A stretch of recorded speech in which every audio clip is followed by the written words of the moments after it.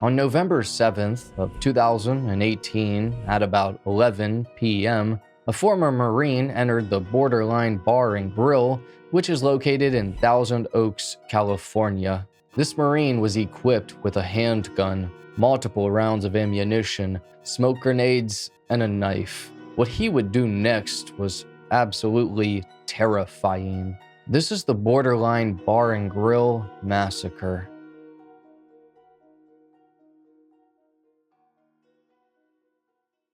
Hello, friend, and welcome to High Time Crime. My name's Joel, and on here I specialize in true crime and also being a mad scientist. One day, my inventions shall rule the world. But anyway, today we're going over a very wicked case involving a former United States soldier who one day snapped. Ian David Long was born on March 27th of 1990 to Colleen Long and his father David Bruce Long. Ian's parents separated when he was about 2 to 3 years old, and it didn't take long for them to divorce. Ian lived with his mom, and they constantly moved around because of her jobs. Colleen loved a band called Jethro Tull, and their lead singer's name was Ian. That's how Ian got his name. Ian, as a young child, had pushed a girl off a jungle gym, and he was always being mischievous. He was mostly very serious and intense, but sometimes he could be happy and have fun. Ian's vision was very bad, and so he had to wear glasses, but was afraid to be made fun of by other children, so he constantly wouldn't wear them, and around this age, he also got contacts. Sometime in 1997, Ian's mother got a job opportunity in Europe, and so they moved there for quite some time. Ian was enrolled in an all-boys school that had a dress code. Ian did well though, and all of the other boys liked him. He couldn't wait to go home, though. In September of 1999, Ian and his mother moved back to the United States. Ian was now in the 5th grade and 9 years old, and all of a sudden his father passed away because of cancer. Ian kind of liked his father, but after he died, a lot of things changed. Between 2001 to 2002, Ian was in the 6th and 7th grade, and he was suspended 4 separate times. Once for inappropriate language, another day for bad behavior, another day for cussing again, and another day for bad behavior. A few years later, in 2006, Ian's mother moved them to Newbury Park, California, in this lovely-looking home. This home would be the last one they moved into. In 9th grade, he started attending El Modino, which is in Orange County, California, but for some reason, he transferred to another school, or Newbury Park High School, in the 10th grade. While he was at El Modena, he played both JV basketball and JV baseball. A teammate of his named Richard played on both of those teams as well, and said that Ian was an instigator and always trying to start fights. That Ian insulted people who weren't as good as him on his team, and if anyone said anything to him, he'd immediately try and fight them. Ian started playing baseball at Newbury Park High School, though, and he made varsity under the coach Scott Druten. Coach Scott said that Ian was a good athlete, but not a star and not very enthusiastic. That Ian was a very intense person and didn't seem very happy. Coach Scott said that him and other coaches would try to get the players to smile and have fun, but for Ian, he'd never really smile. Coach Scott said that there were no signs of Ian having an explosive personality, though. Coach Scott also said that Ian's mother really loved him and was very active at the school and in fundraisers. By 11th grade, Ian was asked to write about himself in the yearbook, and here's what he wrote. Name is Ian Long, the class junior. He spent 2 years on varsity. His positions were right field and pitcher. He weighed 170 pounds and was 6'1". He bat right-handed and he threw right-handed. His nickname was Easy E. His song to get him hype was Don't Stay by Linkin Park. His 2006 highlight was Scout Ball and moving to Newbury Park. His parents are Colleen and David. He has no siblings. Some of his favorite things to do were snowboarding, trucks, Grawl, and winning. Grawl, which I believe is Tom Clancy's Ghost Recon Advanced Warfighter, which was released in 2006.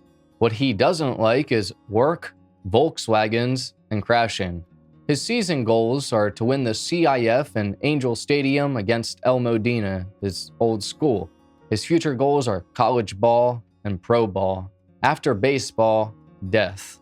His favorite quote is, "Experience is a hard teacher because she gives the test first and the lessons afterwards." His favorite movie is United 93, and according to his coach, intensity is what describes Ian. He has a great arm and will come in as a strong candidate to play outfield. He can be a triple threat. Now, allegedly, Ian was made fun of in school because he had a lazy eye, and this really upset him. In 2007 and 2008, Ian was also on Newbury Park High School's track team as a sprinter under two coaches, Evie Kluk and Dominique Ballard. Evie said that Ian was a ticking time bomb who would constantly lose his temper, throw tantrums, and scream at coaches when he didn't like their decisions. One day, Ian apparently was using swear words at practice, and so Dominique told him to run a mile. This is what the coaches would make you do if you violated the rules. But when Ian finished the first lap, he then cussed at Dominique some more. Every time he would run another mile, he would swear at Dominique again, and this continued until Ian had to run 13 miles. His teammates were baffled at the fact that he would continue doing it, but only a few weeks would pass, and this is when something alarming happened. Dominique found a cell phone and was trying to figure out whose it was. All of a sudden, Ian ran at her, screaming to give him back his phone. Dominique told him that she's not giving his phone back because of how crazy he was acting. So Ian started grabbing her and apparently had one hand on her stomach and another on her butt. Dominique said that she pulled away and told Ian he was done and no longer allowed on the track team. After this happened, Evie, the other track coach, and Evie's father, who was also a track coach, told the school administrators that they need to do something about Ian, that he needs to get help. But the administrators said that Ian's got a good heart and he'll be fine, that all they have to do is just talk to him. Two other men that coached the track team and the school's assistant principal really tried hard to get Dominique to accept Ian's apology, and Ian even brought her flowers, which she thought was weird. Dominique, however, was not budging, so the people trying to get Ian back on their team really stepped up their attempts. On the day of the track and field finals, those two male coaches and the assistant principal, along with Ian, decided to catch Dominique off guard and try to make her let Ian run during the meet. One of the coaches told her that it was just one mistake and that Ian should be given another chance because this will ruin any attempts he makes to getting into the military. The assistant principal said that because Dominique was attractive and young, that it wasn't surprising that Ian didn't respect her or authority. Dominique really felt cornered in this situation, and so she just let it happen. Afterwards, she wanted to sue the school district because they allowed that and didn't punish Ian. But Dominique's mother, who also worked at Newbury High School but as an art teacher, told her not to because she wouldn't be able to become a higher rank at the school. How ridiculous. Like, what kind of cover-up was that? That whole story is just all around sad. Ian was obviously a menace in school, and shortly after this occurred, Evie, one of the other coaches, saw and heard some more very alarming things. On a completely different instance, Evie witnessed Ian use his hand to mimic a gun and point it at Dominique. As soon as Dominique turned around, she became extremely pale and was terrified. So one day, Evie and her father decided to sit Ian down to talk with him, and one of the questions they asked was why he wanted to join the military, and this is what he said. He said that it was because it was burned in his soul, that he wanted to be in the Marines because he wanted to go fight in the war for the United States, and that he wanted to kill for our country. This sent shivers down Evie's spine and made both her and her father feel very uneasy. Evie also said that the warning signs were definitely there, that Ian was a ticking time bomb. In 2008, Ian graduated from high school and almost immediately joined the military. He was deployed to Afghanistan from November of 2010 until June of 2011, and that year he was ranked as a corporal. Ian was specifically good at being a machine gunner. From 2011 to 2013, he was in Kaneohe Bay, Hawaii, and received a bunch of accolades. This included a Combat Action Ribbon, meaning that he's been in a firefight, a Navy Meritorious Unit Commendation, a Navy Unit Commendation, a Global War on Terror Service Medal, an Afghanistan Campaign Medal, a Marine Corps Good Conduct Medal, the National Defense Service Medal, and 2 Sea Service Deployment Ribbons. Ian was a very well-respected soldier and had many accolades to prove it. Going back to 2010, Ian had received 2 administrative disciplinary actions because he stole from a store that was on a military base. This kind of ties in as to why he was honorably discharged only 2 years later in March of 2013. But going back a bit to 2009, Ian got married to a woman in Hawaii, and their relationship was very short-lived.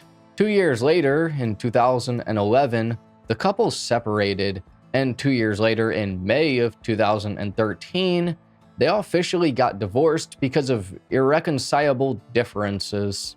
This was something to do with his wife spending a lot of his money. So now Ian was back home in California and decided to move in with some roommates, and also enrolled into California State University, Northridge, and he started studying kinesiology.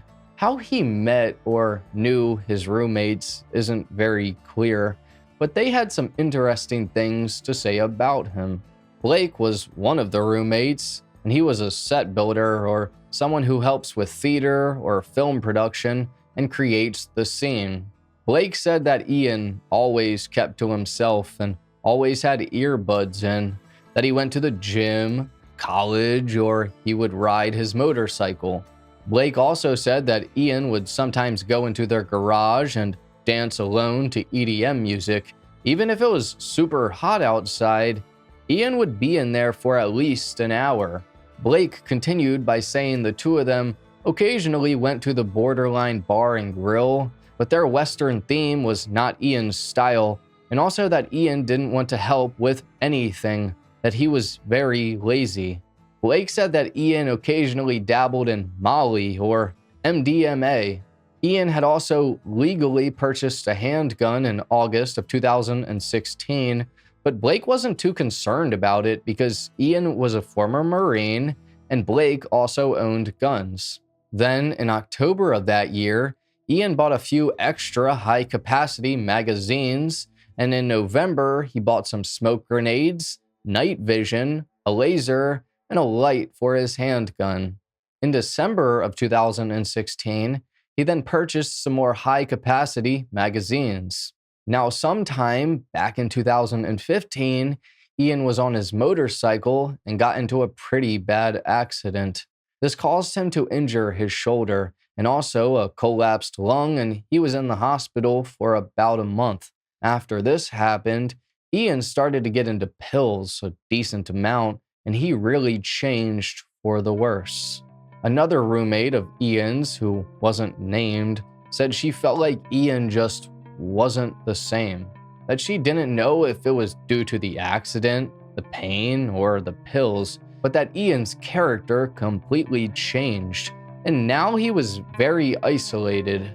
After Ian's motorcycle accident, he spent the next 9 months barely ever leaving the house, but then in 2016, he moved in with his mother. The roommate ended the conversation by saying if she knew anyone that would become a mass shooter, it would be Ian. And boy, was that thought prophetic. But there were some more alarming signs and things to occur before that would happen.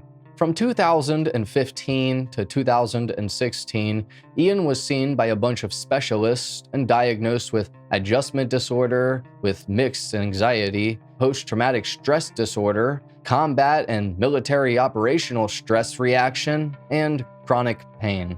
In 2017, specifically on March 26th, Ian posted on a forum that he was a part of called Shadow Spear.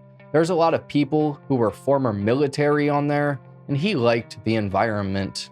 But on this post, he wrote, "I was honorably discharged in 2013. I am graduating with a Bachelor of Science degree in athletic training in 2 months. I found out a little too late that just wasn't the job for me. Maybe the ego got the better of me, but it took only one time for a 19-year-old D2 athlete to talk down on me and tell me how to do my job that I realized this wasn't the career I wanted to head." What's interesting though is that he was kicked out of the kinesiology program because he missed so much time from school after getting into his motorcycle accident. But Ian was apparently very smart and got constant straight A's. Now, Ian and his mother, Colleen, did not get along well, and in fact, they argued constantly, and neighbors called the police on them for it. Ian would be the main culprit here and apparently scream at the top of his lungs and punch holes in the walls. Colleen had told neighbors that she lived in fear of what her son might do, and that she's worried about him. She wasn't worried about him harming her, but about him potentially harming others. In April of 2018, police were called to the Longs family home because one of their neighbors heard a loud bang. It was a single gunshot, and there was also a bunch of other noise. Ian was going insane, and so when the police got there, they had a long standoff that lasted about 4 or so hours. The police said that Ian was acting a little irrationally, so they decided to get a mental health specialist out to evaluate after trying to get him outside for a while. Ian was asked while talking to police about why he was putting holes in the wall. He replied by saying that he doesn't want to put holes in people, he guesses. The health specialist clearly was not that good of a specialist because they decided that Ian didn't have enough wrong with him to be committed to a facility under Section 5150 of the California Welfare and Institutions Code. It states, Section 5150 allows a qualified officer or clinician to involuntarily confine a person deemed to have a mental disorder that makes them a danger to him or herself and or others and or gravely disabled. A qualified officer, which includes any California police officer as well as any specifically designated county clinician, can request the confinement after signing a written declaration. So even though Ian was obviously a danger to himself and others, for some reason, they didn't commit him. Those involved in this evaluation should probably be fired. Considering the fact that Ian shot a gun through the wall and had punched many holes in his bedroom walls, and he was screaming and yelling, makes no sense. But there were only a few other times where the police were called and Ian was involved. In 2006, police got a call that there was a traffic collision. Ian was 16 years old at the time and driving a 1984 Chevy pickup truck, and he was on the way to school. This accident apparently happened because Ian's windshield had moisture on it and he couldn't see. Ian's excuse was that his defroster didn't work and hadn't been working in a while. In 2013, Ian was arrested for speeding. In 2015, Ian got into a bar fight and apparently it wasn't his fault. Ian was at a bar, not Borderline Bar and Grill, and he and a bunch of other people were chilling outside by a fire. Ian had walked away for a second and he left his drink there. When he got back, he looked around and noticed his drink was gone. A guy said to Ian that he was the one who poured his drink out, and then an argument between them ensued. Ian said that he felt like this guy was trying to start a fight with him, and while they were in the middle of arguing, a different guy came from behind Ian and pushed him down. Ian fell, but then got right back up, and he punched both of the guys. Security guards then came in and stopped them all from fighting and tried to relieve the situation. But that only worked for a moment because the second guy who pushed Ian started arguing with him. The second guy then took his shirt off and began running at Ian, and then he headbutted him in the mouth. After this happened, Ian wanted to press charges, so the police did a bit of an investigation. Apparently, the second guy was trying to defend the first guy because the first guy had just recently had brain surgery. The district attorney's office ended up rejecting this case because they couldn't prove who started it, as no witnesses came forward. Other than those times, there really wasn't any occurrences with the police, but secretly, Ian was losing it. His mother was giving him about $100 every week so he could buy cigarettes and the good green. All Ian was doing was nothing. He never went out or spent the night anywhere, and all he would do was sit on the couch all day long and watch TV. He didn't care or want to get a job and was home all the time. His mother, Colleen, even helped him further by using $20,000 of her own to pay off a lot of Ian's debt. With each passing day, Ian was growing more and more hateful, and by the end of 2018, he would do something absolutely atrocious. First off, Ian on Thursday, November 1st of 2018, sent a text to his mother. For context, once again, they really did not get along well. They argued constantly. Some neighbors said they would argue all night long at times, and the relationship between the two of them was only getting worse. But this text message Ian sent to his mother read, "My plan fell through yesterday. I need another week. By next Saturday morning, I will be out of here forever." Now, what that plan exactly was, we don't really know, but we can certainly speculate. Only 6 days would pass, and the day was now Wednesday, November 7th of 2018.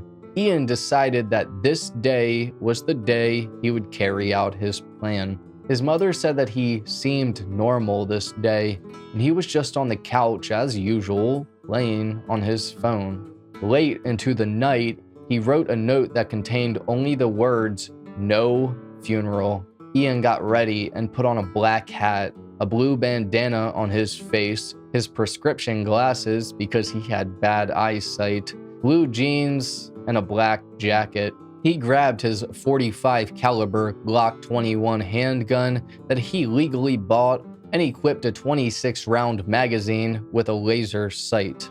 In California, the law states you cannot carry over 10 rounds, but obviously Ian didn't care. Not only did he have that magazine, but 7 others. All of these were 26-round magazines with, for some reason, 24 bullets in each, besides one that had 23 bullets.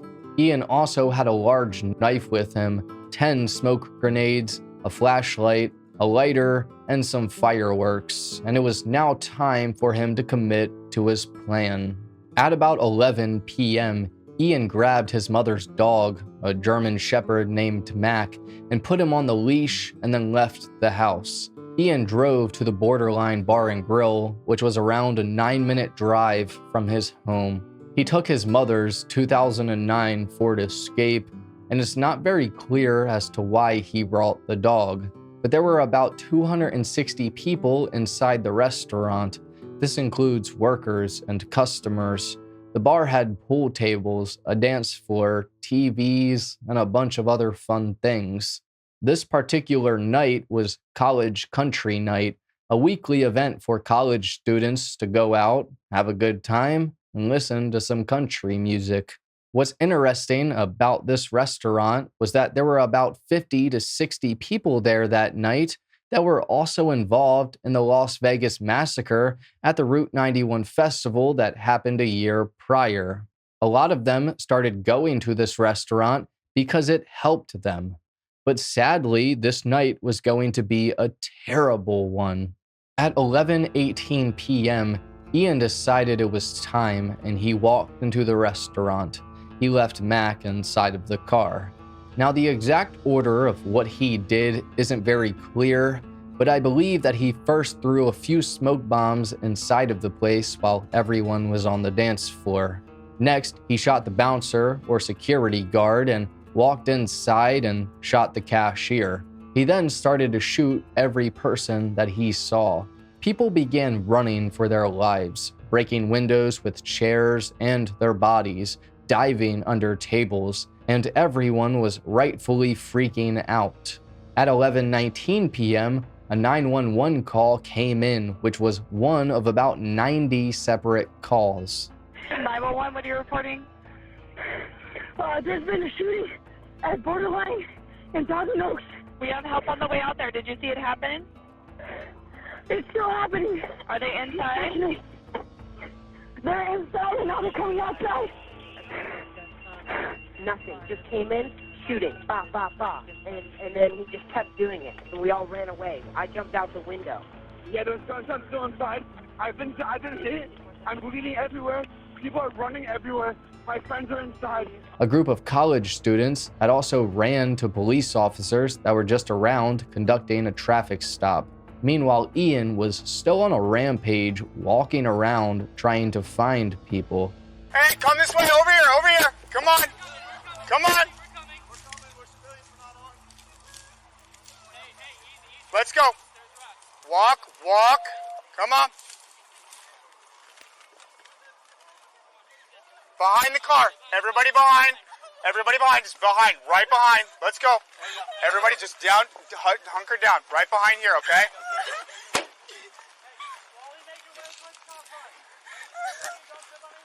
Is anybody hurt? No?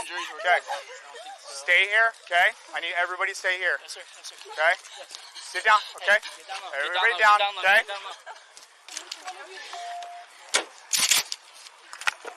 Hey, listen, okay? Everybody calm down for a sec. I need some intel. Okay. What did you guys see as far as who was shooting? Okay, hold on. But just one. He came in through the front and started shooting, I think, 3 to 4 times to the girl at the front, and then walked his way around to the back. No, hold on. And started. Turn around and go back. And started making his way. Okay, hold on. Say that one more time. So he shot, I think, 3 or 4 times at the girl at the front, and then made his way into the back office and started shooting in there, and then started shooting shots in the air. Okay. He wouldn't stop. Okay. What does he look like? He's wearing a black hat and black shirt. And that's all I know because right now he's wearing blue jeans, a black shirt, and a black hat. Here's a video that a guy who was there took of Ian while he was still inside.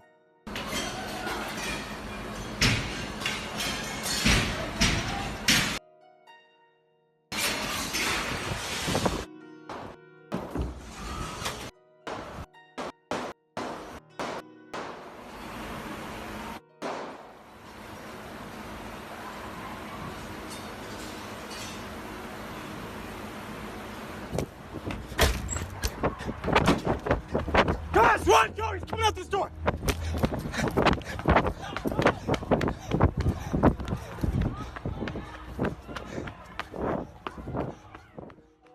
A few minutes would go by, and now Ian had walked into the front office, turned the lights off, reloaded his magazine, and then got on his phone. At 11:24 p.m., Ian posted on Instagram saying, "It's too bad I won't get to see all the illogical and pathetic reasons people will put in my mouth as to why I did it. Fact is, I had no reason to do it, and I just thought, F it, life is boring, so why not?" Then he walked out with both hands on his gun, trying to see what the noise was. Those noises were the police officers that just arrived only 4 minutes prior at 11:20 p.m., 2 minutes after the shooting started. Their names are Officer Barrett and Officer Espinoza. 2 more minutes would pass, and at 11:22 p.m., Sergeant Ronald Helis arrived. Next, all 3 of these officers grouped up and began to walk inside of the building at 11:24 p.m. Ian, at this moment, walked out to hear what the noise was, like I said a second ago. That was at 11:25 p.m., and he immediately went back into the office. While he was in the office, he saw that there was a monitor showing all of the cameras, and he waited for his opportunity to ambush the police. After they started walking into the restaurant, they began to notice all of the bodies and called over their radios to report they need ambulances and fire trucks. We're making entry. I have a body down at the door. Sir, you okay?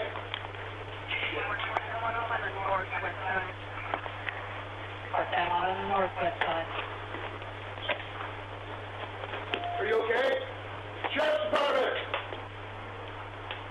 Watch your left. We got multiple people down. One, four, we got multiple people down. We need a lot of fire. 7-0. Advise multiple victims. Ian saw this as his chance and started shooting at the officers. Both Officer Barrett and Sergeant Helis tried running back towards the door, but sadly, only Officer Barrett was able to make it out of the door because Sergeant Helis tripped on a rope and fell right in the doorway. He managed to crawl out of the door, but got caught right in the middle of Officer Barrett and Ian. Ian ran to the counter and leaned over it to start shooting at Sergeant Helis. Meanwhile, Officer Barrett and Sergeant Helis were shooting back. Ian shot Sergeant Helis 5 times, but unfortunately, Officer Barrett also shot Sergeant Helis 1 time, and it was right in the heart. Sergeant Helis was trying to get up at this point in time. After he was shot, he still continued fighting and shooting at Ian for another couple seconds. That all happened in about a minute and a half, but at 11:27 p.m., Ian posted again on Facebook and Instagram, and this time said, "I hope people call me insane. Wouldn't that just be a big ball of irony? Yeah, I'm insane, but the only thing you people do after these shootings is hopes and prayers, or keep you in my thoughts every time and wonder why these keep happening." Then Ian threw another smoke grenade out of the office door. This was the 7th one he threw. 3 minutes later, at 11:30 p.m., Ian called 911 on the restaurant's phone and didn't say anything. 2 minutes later, at 11:32 p.m., a call came in from one of the victim's mothers to the borderline phone. This mother thought that it couldn't hurt to try and call, but when she did, Ian answered the phone. This mother said hello a few times in a happy voice, and Ian replied by saying, "What?" She said, "Are you guys open tonight?" And Ian replied by saying, "Yes." The mother asked, "How late are you open?" And Ian didn't answer and hung up the phone. The mom said that Ian sounded confident and that he was creepily calm. For the next 4 or so minutes, Ian just walked around, turning his lights on and off and checking his phone constantly to see if anyone liked or commented on his posts. At 11:37 p.m., Ian lit off a firework and threw it into the hallway, and about 30 seconds later, lit off another one and did the same thing. This was after checking the surveillance cameras and realizing that there were a bunch more officers coming. 1 minute later, at 11:38 p.m., This rampage would finally come to an end when Ian decided to take himself out after checking his social media over and over again. By 12:13 a.m., officers went into the restaurant again, and this time found Ian dead, and truly learned the extent of his madness. There were in total 12 people, including Sergeant Helis, that were killed during this brutal, senseless massacre. Many people were hiding all over the restaurant, some in the attic and some in the bathrooms. All in all, there were 128 people out of 259 injured in this tragedy. Most of them, 110 people actually, were injured with bruises or scrapes. 13 people had severe cuts, and this is most likely from having to jump out of the windows. 4 people had dislocated their joints or had gotten bad fractures by being trampled over.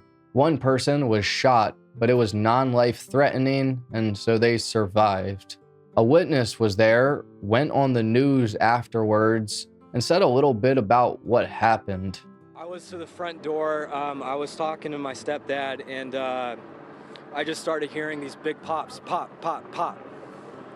There was probably 3 or 4. I hit the ground. I look up. The security guard's dead. Or I don't want to say dead, but he was shot. He was down. And the gunman was throwing smoke grenades all over the place. I saw him point to the back of the cash register, and he just kept firing. I ran out the front door. I hear chairs being thrown out the window. People were trying to get out the window. And the gunman went behind the cash register. There was probably 12 shots before I got out the front door. And I go out, I come back in to see if my stepdad's okay. I hear him yelling, and I ran. Another witness also said a similar thing, and what he said is pretty sad.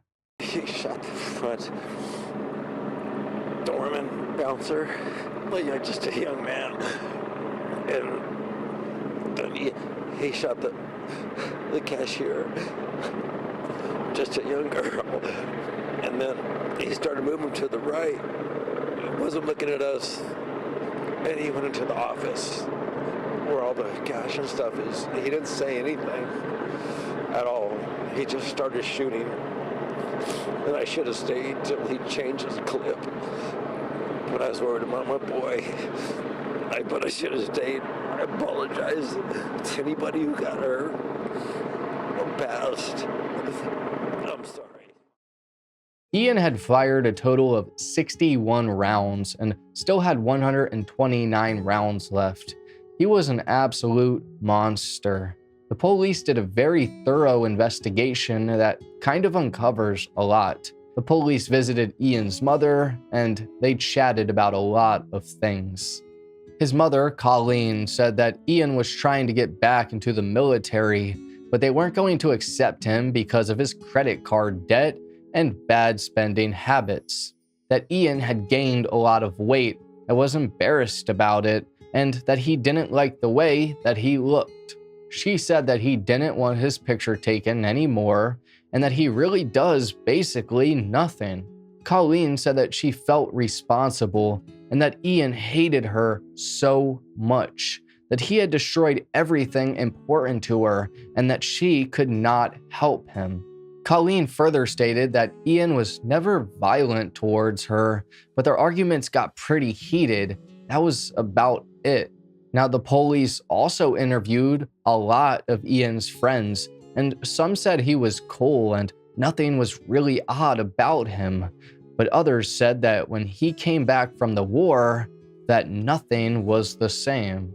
One of Ian's best friends was a woman who said that he was probably bipolar and would commonly scream at her about things, but she would calm him down. She also said that he was very willing to cheat on any girlfriends that he had because he didn't care for their feelings. This friend also said that Ian would sometimes call her after having bad dreams about Afghanistan, that these dreams involved shooting at children and violence to them. Ian's friend said that he just let himself go, that when he got out of the Marines, he was great smelling and organized. But after a few years, he stopped taking care of himself. His friend said that in 2015, she cut off all contact with him because he was just too much to handle, that he was always so mad. She further stated that Ian did not handle it well and cussed her out. The friend said that Ian also said to her that his uncle used to abuse him by hitting him. She continued by saying that Ian's lucky number was 7 and that he would constantly tell her every day to make a wish at 11:11. So for Ian to commit this heinous crime on 11/7 or November 7th is spooky. The police also talked to a girlfriend that Ian had after his wife. They had broken up in 2016, but she said that Ian said civilians make him very angry, that he missed being in the war and missed the adrenaline. This girlfriend said that Ian was disrespectful to a lot of people and that he would punch holes in the walls. She said that Ian and his mother were like best friends and that his mother was a great woman. This girlfriend said that Ian was constantly lost inside of his brain and that he'd have times where he was normal and then completely off. She said that Ian cried every night because of his friends dying young. Ian had a tattoo with 3 skulls on it that was for 3 of his friends that had died. The police also went through Ian's phone history, and it's pretty telling. Now, Ian's search history went back all the way to January of 2018, and this is when he started to look up some scary things. First, on January 11th of 2018 at 8:09 a.m., he looked up Logan Paul Japan vlog video, and I really don't know why, but then on January 15th at 9:40 a.m., he searched for concert bombing in London. The next day, on January 16th at 9:41 a.m., Ian searched Borderline Bar and then looked at their calendar. A few months later, on May 27th at 4:29 a.m., he looked at the Fox News article about the Santa Fe High School massacre, and it listed that there were 3 reasons why people become killers. Those reasons were financial greed, or relational lust, and the pursuit of power. During June and July, Ian looked up things about the movie The Purge twice.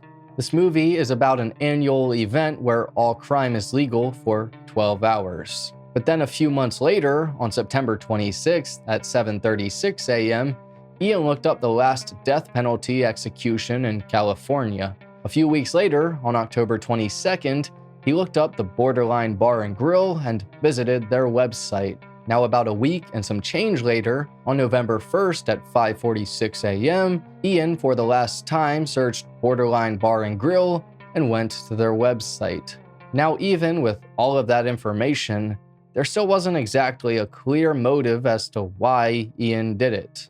The police believe it was because he didn't like civilians, because he felt like they lacked knowledge of what really went on in the world, that college students should be wiped off of the map.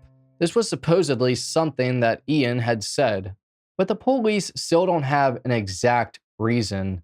It's up for a lot of interpretation. All we do know is that Ian was an evil person who had no care for anyone but himself.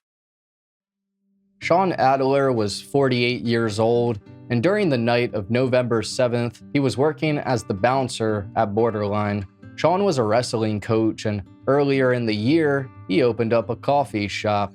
He was a husband and the father of 2 boys, and when Ian started shooting, Sean tried to disarm him, but was killed in the process.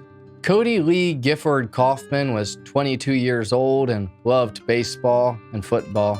He played in high school. He was considered to love life and be a great person. Cody graduated high school in 2015 and worked several jobs. He had 3 brothers and was absolutely loved and adored by his family.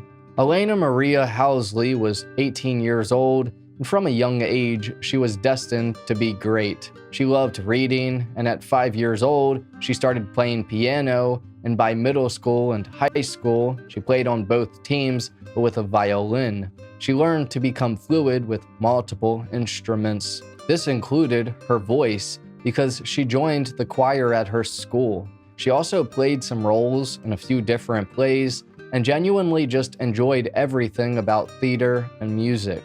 Elena also loved soccer, and she was an academic scholar and went to Pepperdine University after high school. Elena was the niece of Tamara Mowry Housley, who has been in a ton of different shows and movies. Her family really talked wonderful things about her, and she's deeply missed. Daniel, or Dan Manrique, was 33 years old and a Marine Corps veteran. He had gotten both a bachelor's and master's degree in the entertainment business after he finished his tour in the Middle East. Dan loved to help and work with veterans and do things to help as much as he can. He loved life and was constantly on the go. He loved hiking, riding bikes, taking photos, and he and a friend of his started a brewing company for beer called okjoelx Brewing Company, where the main focus was to emphasize on veterans. Dan was a great guy with a great support system. Justin Allen Meek was 23 years old and an outstanding citizen. He was considered to be loving, kind, and so much more. When he was 13 years old, he obtained his Boy Scout Eagle Scout Award. He also received an award for heroism from his middle school, and by this age, he started working as a lifeguard.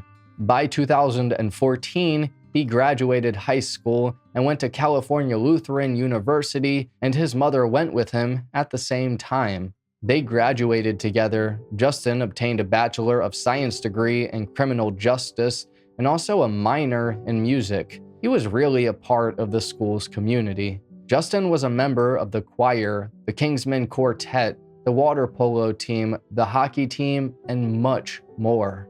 At the time of his death, he had many jobs, and one of those jobs just so happened to be at Borderline Bar and Grill. He was a security guard there, but sometimes he also was the college country night promoter, and so was his sister.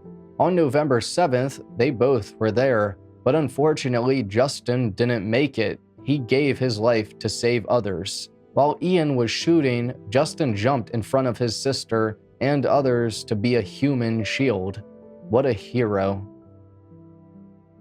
Christina Kaylee Morissette was 20 years old and a fierce, independent woman. Her personality is described as wonderful, and she was incredibly kind. She had the nickname Mom for her friend group because she was great at giving advice. Her family and friends said she was one of a kind and very loving, an overall amazing person. Christina was an artist and wanted to train service animals, and she just recently bought her first car. Christina was the second person killed because she was the cashier that was working that awful night.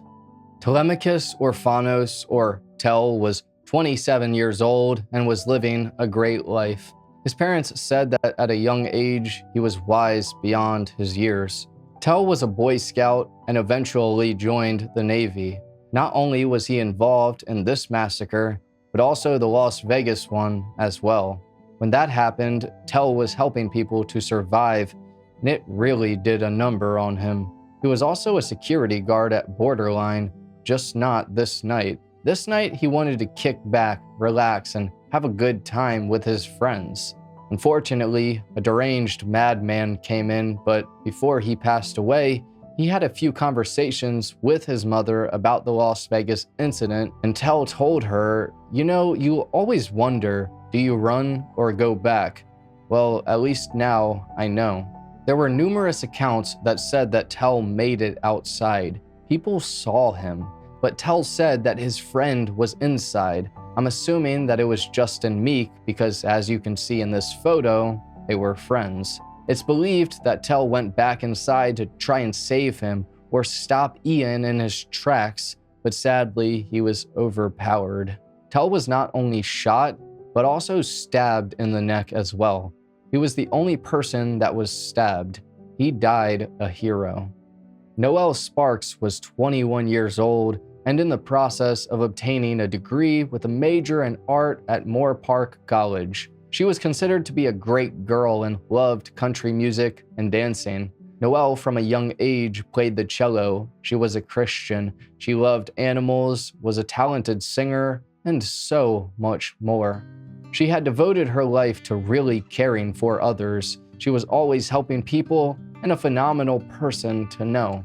After obtaining her high school diploma, she was homeschooled, by the way, she got a job at Calvary Community teaching young children about God. Noelle truly lived out her faith, and she had her entire life ahead of her. She also posted this eerie photo only a few minutes before Ian walked in, saying that it was quiet that night. Marky Meza Jr. was 20 years old and only 12 days away from his 21st birthday. Mark is said to have had the biggest heart and deepest soul that was a genuine light everywhere he went. He loved making people's day by making them happy. He was also working this night as a busboy at the Borderline Bar and Grill. Mark left behind 3 siblings, 2 sisters and a brother, and parents and friends, and so much more. Jake Dunham was 21 years old, and life was not super easy for him. From a young age, he grew up with a rare bleeding disorder that's called hemophilia, and at the age of 7, he lost his vision in his right eye because of some sort of accident. Jake also had a ton of broken bones. This included fracturing his skull and so many more incidents, but those didn't hold him back from living his life. He loved building things with his friends and working on trucks. Jake also loved going out on the lake and driving his family's boat. He was a charismatic person with a lot of opportunity. Blake Dingman was 21 years old, and he was considered to be an intuitive person that was a very quick learner. As a child, he played soccer and baseball, and his father just so happened to be the coach a few times. Blake was very good at baseball, and he loved to skateboard, ride bikes, and also scooters. He apparently won some local competitions, but as Blake got older, he loved to go mudding and off-roading in his Ford Ranger. Eventually, he even bought a motorcycle. Blake was a great mechanic and was considered to be a great guy that was loved immensely.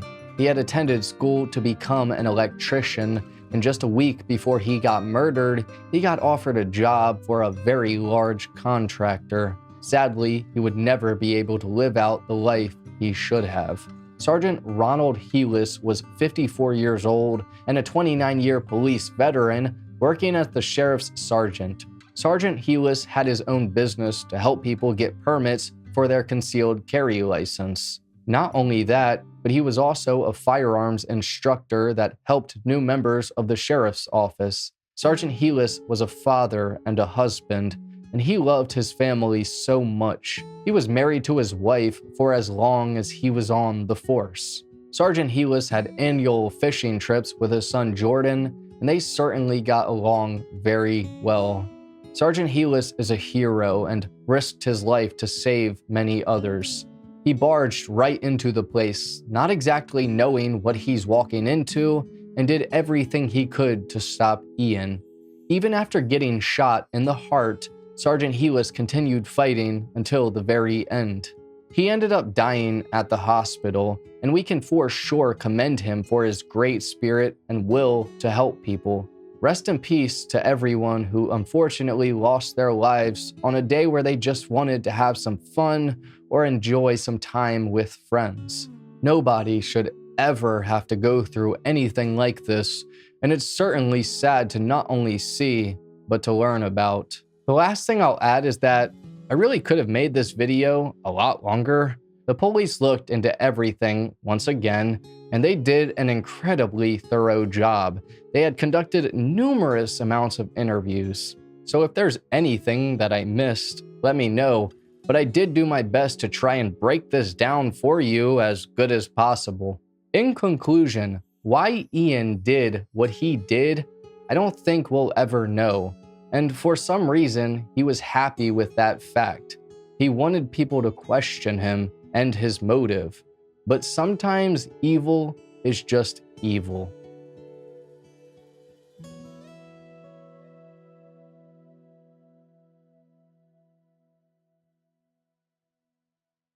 But anyways, thank you for watching this episode of High Time Crime. If true crime is your thing, then please like and subscribe because it's all we do. I also have an all-exclusive Patreon if you're interested in that. There's a bunch of tiers to choose from, and the third one allows for you to see a Patreon-only video, and that tier and the second one allow you to have your name at the end of each High Time Crime video. I hope you have a great rest of your day. Take care, friend.